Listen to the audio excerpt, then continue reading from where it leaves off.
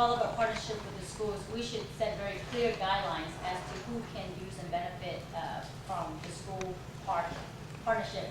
And I think that, I supported the parts of it at the high school, and I will continue to support forming these types of partnerships with our schools throughout our city. But I think it's very important to set criteria so that when people who live actually around these schools, they understand that either on the weekends or weeknights, they have full access to using the school grounds. It's so important, and I can't really elaborate more on that except that this is something that we ought to do. Yeah, we're talking here mostly about parkland that is city land that may be turned over to the school. Absolutely. Yeah. I'm not for privatization of parks under any circumstances whatsoever, or things that look like good things to do with parks that are de facto privatization, building something on it that somebody else gets to use on a contract or something like that. In fact, when I was on the council, I became a little bit notorious for even fighting the city when the city was trying to move city facilities on the parks and not replace the land. An example of that was the fire station, the last fire station that was built and opened recently at Yerba Point and Silver Creek Road. And the fire department wanted to build that, so they didn't want to build it on parkland. And through negotiations and mostly me pestering them as a single council member, we got them to put more money into the parks fund so that it can be used to replace that land in the future. I think there's a place in places like PAL Stadium, for example, which is a city park actually, despite the fact it's run by the Police Activities League, for advertising, for promotional opportunities, for those kind of economic opportunities to bring revenue in. But I don't think there should be privatization at all. In fact, as far as mechanisms or methodology to stop that or process or deal with it, I think anytime someone proposes privatization of a park, it should go on the ballot. And if people want to vote for that, fine. But otherwise, it should stay the way it is. Well, fortunately, we don't need to put it on the ballot because it's already in the charter. Parkland is inalienable. So anytime anyone does need or is interested in any way utilizing public parkland for any private use, they do need to go to the ballot. There is already sufficient protection in the charter. I think it's important to understand what was really happening at Tamian. I couldn't vote at the time because at the time my wife worked for Rocket Ship. But I was there at the beginning before she started working there, putting that plan together. And I think it's important to understand what was at stake there. At the time, we weren't building any parks at all in the city because we had no money to maintain parks. The general fund was completely tapped. We were running $120 million deficits. So there was a complete halt on any park development. So we had an opportunity to partner with a public charter school that was willing to maintain the park that we would then build. And they would put eyes on a very dark corner of an area that was not yet a park. It was an empty lot that we were purchasing from VTA. They would build a parking lot. They would build a top lot, open those up to the public after school hours and on weekends, and they would maintain the park itself at no cost to the city. It seemed to me that was a win-win for the community. We have to look for these opportunities because we have very scarce resources in this city.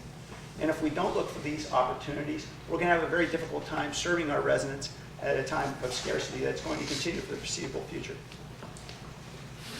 So we'll talk about John Mice Park. I voted for that. I thought there was high value there. I thought there was capital infusion and also maintenance from Archbishop Mitty High School. This really activated a park and made it a higher throughput of people enjoying it. And we at the council had a lot of residents that were opposed to it. And I sided with Councilmember Constant. And lo and behold, after those improvements have been made, from what I understand, the majority of those residents are quite happy and content with the improvements that have been made to the park and the amount of people in them. What always puzzles me is someone that purchases a home next to a park and in proximity to a park, and why are all these kids here yelling and playing games and sports? I just want to look at green grass. And I'm here to tell you, if you're buying a park, expect it to be activated under a mayoral term of Oliverio. You're going to have art in the park, you can have sports in the park, and we really want to make it happen. More people in these open space areas makes our community come together and it makes it safer. We're not here to just, if you want a quiet area, we have Oak Hill that over there. But the reality is we want parks that are active and fun. So thanks.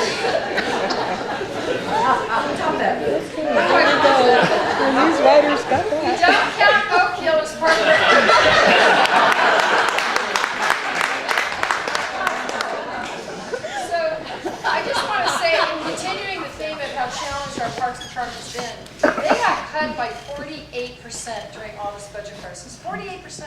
It's amazing they survived. You know how they have? Because they've been innovative. And because they achieved 40% in cost recovery. So that means for every 60 cents, you get $1 worth of services for our Parks Department. So I just want to kudos to them and how well we've been, how well they've been working in tough conditions. So, you know, the idea of the city being able to invest in land and create a park and then having a partner maintain it, that is the formula. That's what's been heard over and over again at this table. And I think that is the successful formula. I supported Mice Park too. Not because it was the perfect solution, it was the best solution. And when you're sitting up there on the council dais, that is what you have to look for, is to try to achieve the best solution. And for us, for me, it was making sure we did have a better park space for folks in District 1. I don't support giving park land over to private development or private ownership, but I do support public-private partnerships. As I have worked out in Lake Cunningham with the community, I would support things that get in more, help us gather more use fees with private folks, potentially serving a role in our parks, but not ownership, always the public first. Okay, thank you. So we're starting with Dave. Well, let's talk about turf. And by that I mean grass, actual living stuff. The Parks Department has indicated that grass uses so much water, it's likely to be phased out generally in parks over time in favor of artificial turf or other surfaces. Not just playing fields, official playing fields, but play areas where kids can go and play. Other cities, particularly Los Angeles in California, are finding ways to make turf and other natural surfaces more sustainable in their water use in other ways, and instead of turning to more artificial surfaces. Which direction would you take as mayor? Dave? Well, I would err on the side of natural turf. You know, call me old school, but that I think is what a park should be. It should be very natural in appearance and texture, if you will. And I think when people want to go to the park and throw down a blanket or something like that, sit down and have a picnic, they want to sit down on grass. I think there's some maintenance issues that might be unintended consequences if you went all to turf, even the state-of-the-art turf that's used now for football fields and a lot of those kind of uses, because it is sensitive in certain ways. You know, if kids drop gum or something along those lines, it's not going to just disappear. It's going to increase maintenance costs in a different way. I think drought resistance, obviously, in this day and age is very important. We're at the end of a 3-year drought right now. We're not at the end. We're in the middle of a 3-year drought, perhaps. We don't know how long it's going to go. So it's going to have to be a balance in terms of what we do, but I think you will see more and more parks develop with a combination where the playing fields in the places that have the greatest amount of ordinary foot traffic and so forth are turf, and places for people to relax remain natural grass. Well, I'm just happy to be at a debate where we're talking about grass and marijuana dispensaries on the topic. So, yeah, my answer isn't much different than Dave's. Look, I understand the technology is emerging. I think we have to keep an open mind to all of this. If there's an opportunity for us to give the best of everything to a community, then we should do that. But the reality is, artificial turf, in many instances, is going to be preferable where you've got a field that you know is going to get a lot of use. And the whole idea here is to get kids out there exercising, get adults out there exercising. And we're facing a major obesity epidemic in this country. Let's just get folks out there in any way we can, enjoying the outdoors the 300 days of sun a year. In some instances, we know grass is going to be preferable for leisurely and passive recreation. So I think we're probably going to continue to do both, and it's going to depend on the context. You know, I was thinking about the supervisor's analogy about throwing down that blanket at the park, and I'm like, yeah, God, I hope there's a responsible dog owner there that was there before. So many times, you know, you have these irresponsible dog owners that give dog owners a bad name, regardless of it's artificial or natural turf. So I think as well, you know, high utilization soccer field is a natural candidate for a artificial field. While I think other lounging areas, you know, might be good for the natural turf. I know that some of you that are really into landscaping out there, you love your succulents, and certainly that would be a way for landscaping. But then there's also that, I think it's that pampas grass, which is that thing that you don't mow, that it doesn't require the maintenance. But I am open to water being the limitation. What I'm not open to being is the labor cost as a limitation. So oftentimes we said, geez, this maintenance of the natural turf is so expensive. But the reality is, what we know is that the city of San Jose finally took a step in having competitive bidding, having private companies manage maintenance in our parks. And we just did it on 2 acres, not the rest of them, but just on those 2 acres, that line item used to be 4.1 or 4.2 million. The new line item for those parks that are maintained is 1.3 million. So let's not let the cost be an issue. I'm open for water because there is scarcity in this world, but I don't want to have the price of how the city does business today versus how it could do business differently be the detriment. Pampas grass, sounds like a politician.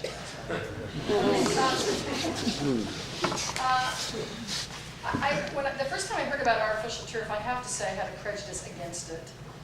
But it has improved, and for the very high impact areas, I think it can't be avoided. I think we need to accept there's going to be some of it. But I'm also very interested in looking at making sure we're using native plants and using drought-resistant plants, because far too many species have been planted in our area that really don't belong here and crowd out the natural plant life. So I think we should use this drought as an opportunity to get back to some of those more drought-resistant and native plants in any way we can. Notwithstanding, I know it's nice to have a patch of green that we can throw a blanket on, but I think we have to look at how we're treating water, not just for the next 3 years, but for many years.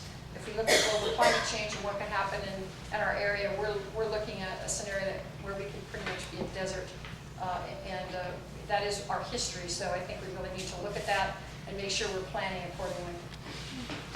Well, if it's it's a personal preference, then of course I would love to go to a park where the grass is green and it's nice and soft and it's a little bit wet.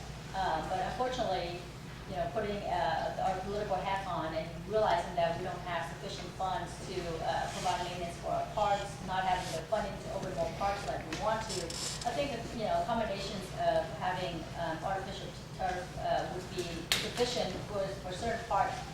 For example, I live on Communications Hill. There's a Turkey Park around the corner, and it's beautiful. It has grass, but in the tot lot area, it's artificial turf. And I took my daughter out there. She's 2 years old, Olivia, and she's having a great time. And for me, it's like I'm glad as a mother because she doesn't have to eat the grass.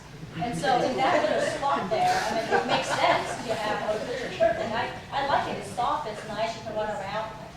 So I guess what I'm trying to say is that if there's an opportunity not to close down the park because we don't have enough funding, then putting artificial turf there, if that solves the problem, then I would support that.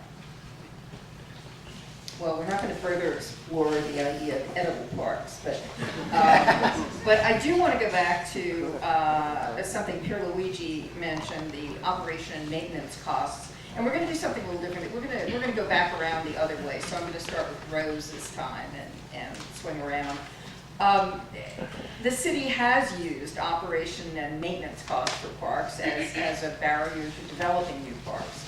So the city has started using some outside contracting for some park maintenance under certain circumstances. Should that be expanded if it's less expensive? Should the city invest more in organizing volunteers to try to take care of parks, something more than the current Adopt a Park program, something that really is more comprehensive? Any of those ideas seem attractive to you or others? Yes, all of them. So yeah, I think we need to look at where we can contract out. I've supported contracting out janitorial services at City Hall, graffiti maintenance, augmenting our city staff with being able to have a contract to provide that, to increase our ability to provide service, and I certainly would agree with that with park maintenance as well. I also strongly support a volunteer program, adding more volunteers. Our Parks Department, again, got cut by 48%. And, that was because we had very challenging years. I mean, over $300 million of deficits are what I saw the last few years. being a council member.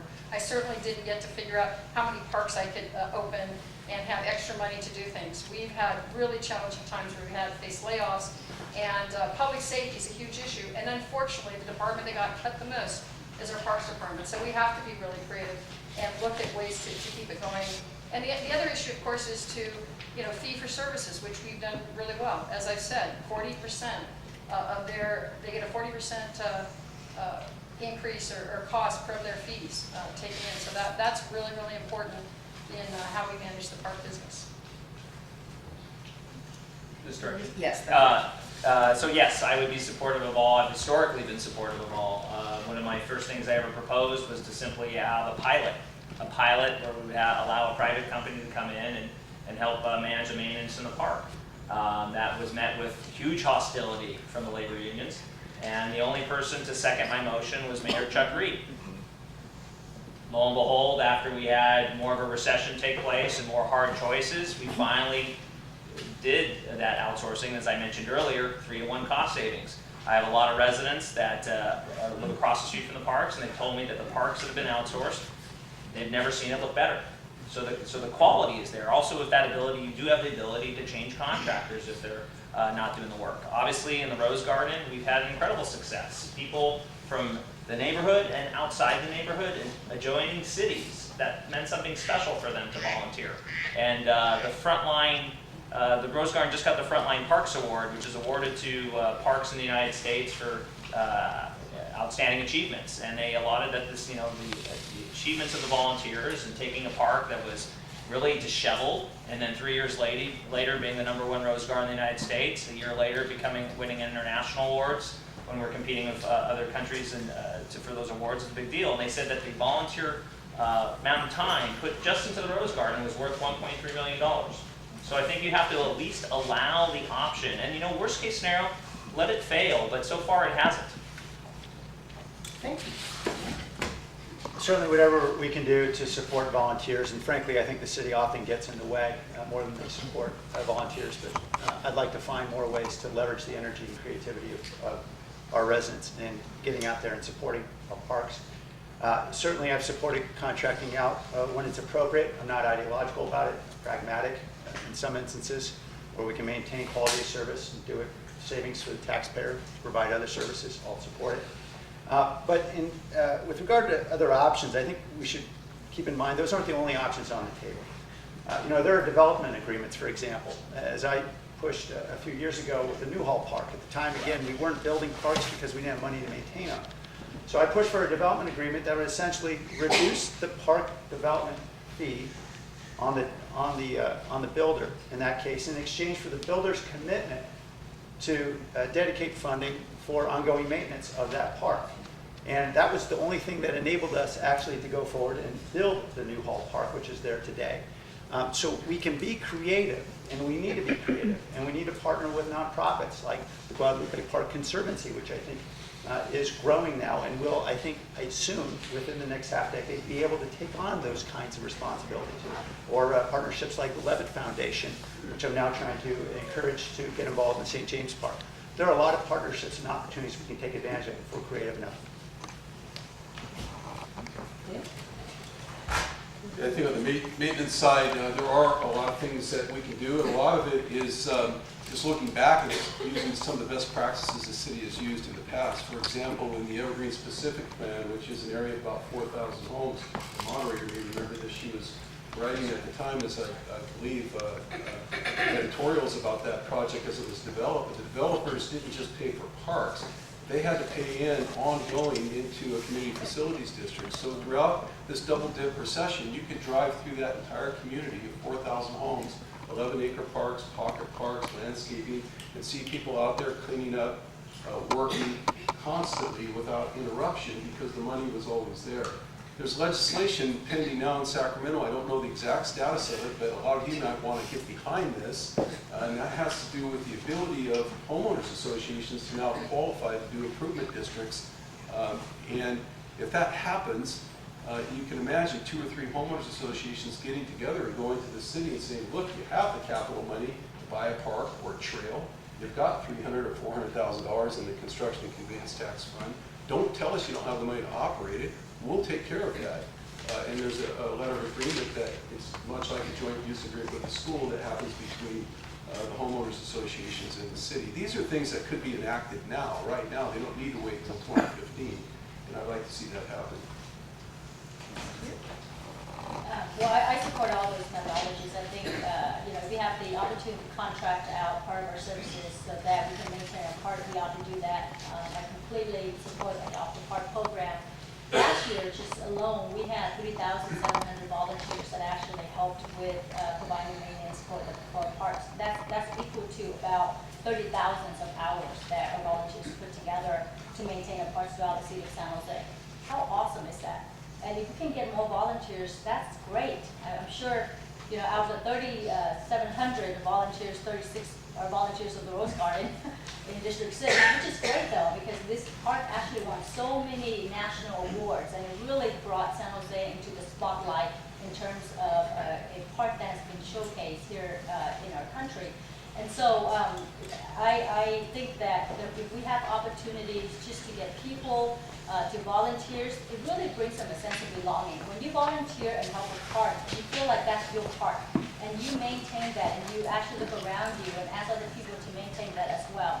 So to me, it's not just the volunteerism that is important, it's creating the sense of belonging in the sense that this park belongs to me, and I think that's very important. Thank you. So let's turn to sports fields, and we start with Luigi this time. The projects from the bond measure are mostly in the works or completed, but the city still won't meet the needs identified in its 2008 plan for sports facilities. The neighborhoods will still be short, the city will still be short. How will you address this, as well as address access issues? Talked about fees helping to pay for parks, but there's a sense that it's very difficult for kids just to get out there and play. There is a limitation because the fees for use are high, and club sports can be very expensive for kids to get into. Do you talk about those issues?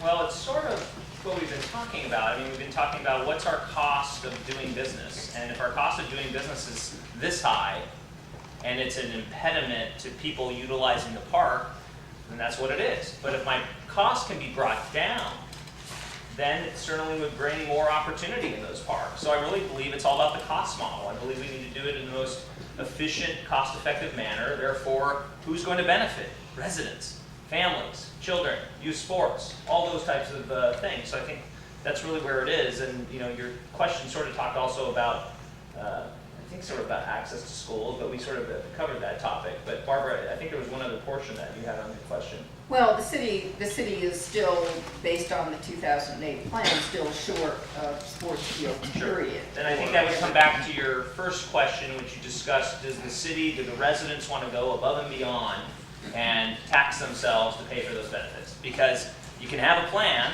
but if a plan's not funded, it's not going to happen. And we have plenty of plans in the city that sit on the shelf that are made with some ideal expectations, but sometimes don't have the rational ability to implement.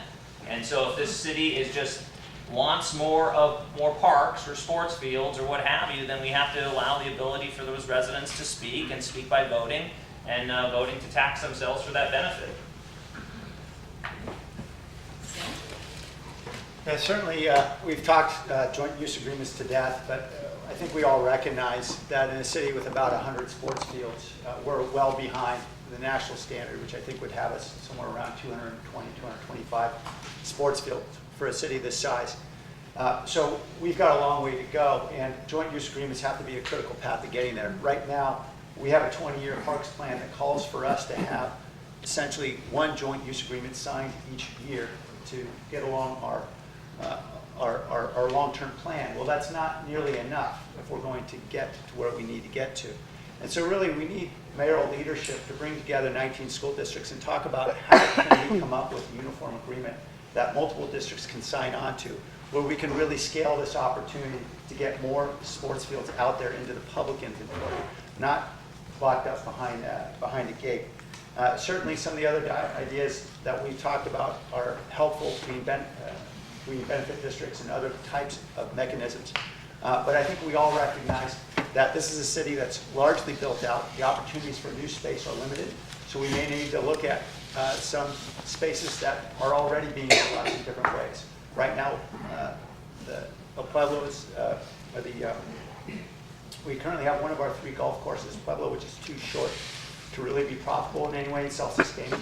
And maybe that's one that we have a community conversation about, is that an opportunity for us to build sports fields rather than running golf courses at a loss?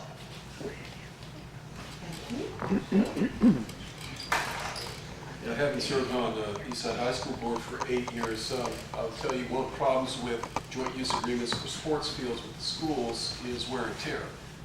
We definitely have a programming problem because people want to play on the fields all about the same time, including school-organized sports. So that's a problem. But the wear and tear is huge, especially with some sports like soccer. You can't keep the turf on the ground long enough for the next team to play. And I think what's going to have to happen is we're going to have to locate facilities and spread them around the city, essentially centralizing larger scale organized sports activities. So, as a member of the County Board of Supervisors, some of you know that we started the master planning process for the fairgrounds anew. And the first thing that I asked the board to do is to put a green space or a park element into the master planning process, into the guidelines. There's an area of 150 acres that I think should be devoted largely to open space and recreational needs, if not entirely. We're not going to have that kind of an opportunity again in the future in this city to take that kind of land mass and devote it to these kind of needs. And as the city continues to diversify, now we're hearing people want cricket fields, people want variations of everything, and it just takes a lot of real estate. I don't think those sources of funding that you highlighted earlier are going to be anywhere near enough to buy the large pieces of real estate to get this done. We may be able to do some development agreements. We've got to keep our eye on that ball. But we've got to look at the last large public open spaces and do what we can with those. A question for Supervisor Cortez. The general public seems very cynical on the development of the fairgrounds and the Board of Supervisors over multiple terms of actually ever getting to a plan. When do you think that's actually going to be cemented, that there will be a plan for the fairgrounds, there will be X amount of park, X amount of development? Do you think it'll be hammered in by 2015, 2018? I think this Board of Supervisors is moving very aggressively to put a plan together. I know past boards tried to develop the property into various things, entertainment centers, concert halls, concert venues, subdivision type development. This Board of Supervisors is open to community input as to what goes on there, and that master planning process is now being led by Supervisor Chavez, and has a pretty good track record of pulling community engagement together and enlisting the people in the community to develop packages like that. And I believe under her leadership and the rest of the board, that'll get done sometime during my first term as mayor of San Jose.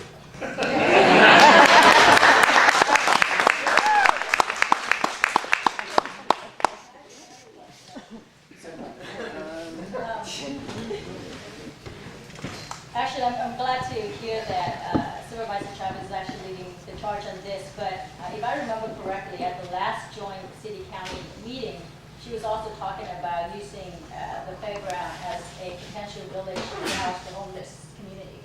And so that's the plan that's actually articulated by the same supervisors that's actually, taking the charge on this. So I'm not really sure what's going on and what kind of communication is happening between the 5 Board of Supervisors. But obviously, looking at the fairground site, which is 150 acres to house the homeless community versus what Supervisor Cortez is saying is a destination for open space, it's just 2 very contrasting ideas. And I'm just hoping that there's some, some kind of agreement between the Board of Supervisors, because I'm not really good at that. Yes. Honestly, I think, I didn't hear Supervisor Chavez say that, but I think an interim use of the fairgrounds for homeless instead of 52 police sweeps a year and pushing them out of our creeks and taking all the lawns. I don't think that should preclude us from going forward and creating parkland and recreational uses there over time. But if we need transitional housing again, we need large, it's another one of those areas where we need large pieces of real estate to stabilize people and move them on, give them a leg up. Maybe both can be done. Actually, I'm going to jump to a question from the audience. Where are? I didn't get to answer. Oh, I'm sorry, Riz. Well, I can tell you one thing that's not going to get built at the fairgrounds. The last remaining money for the Measure P project, the softball fields are going to be built at Arcadia. And that was under some discussion for a time.